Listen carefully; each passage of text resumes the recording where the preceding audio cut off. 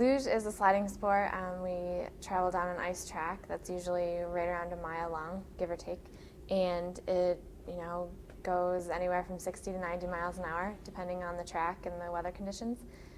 We lay on our backs and go feet first on a sled that's not much bigger than ourselves.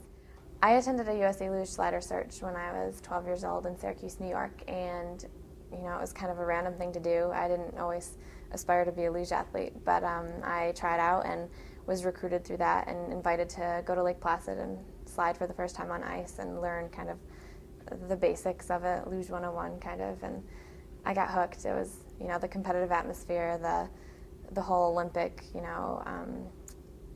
thing. We got to stay at the Olympic Training Center and see other Olympic athletes, so that it pulled me right in.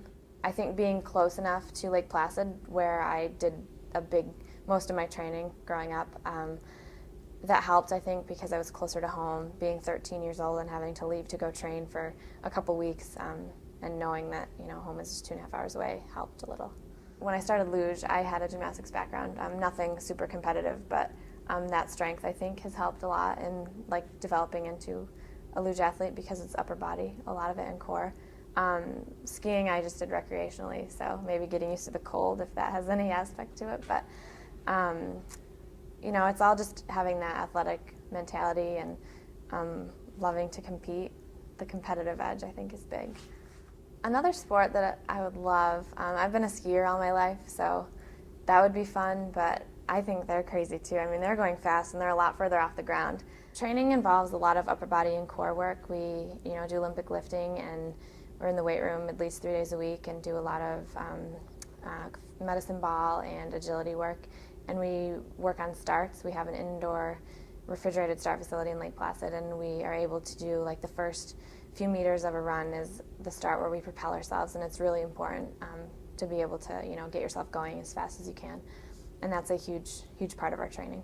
Lugers tend to have bad backs, bad necks, just the G-forces and the pressure, and the start technique kind of wears on the back a lot. Thankfully, I haven't had any major back problems, but I'm only 22, so I'm hoping as I get older it doesn't get worse. But it's just a matter of taking care of yourself and doing training right and recovery, and luckily I've been good at that. It definitely carries more weight going into an Olympic year, being world champion. Everyone kind of goes into a competition wanting to, win, but I'm no different, and doing my best and being satisfied with my performance is what I'm shooting for.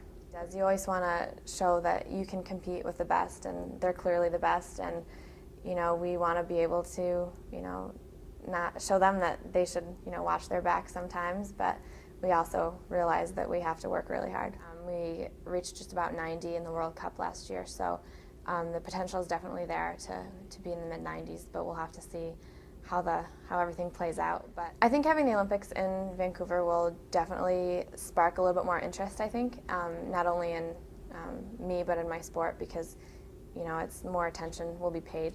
But at the same time, it's not too much closer, because to get all the way across the continent is not too much closer than going over to Europe. But at the same time, it seems so much closer because it's Canada, and it's more familiar, and I think it'll be really exciting to have a lot more U.S. fans there to cheer you on.